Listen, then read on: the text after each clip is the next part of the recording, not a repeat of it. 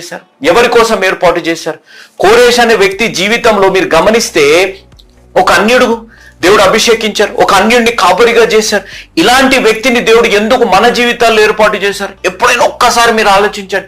దేవుడు ఆయన బిడ్డగా ఉన్న మోషే గారిని దేవుడు ఏర్పాటు చేశారు.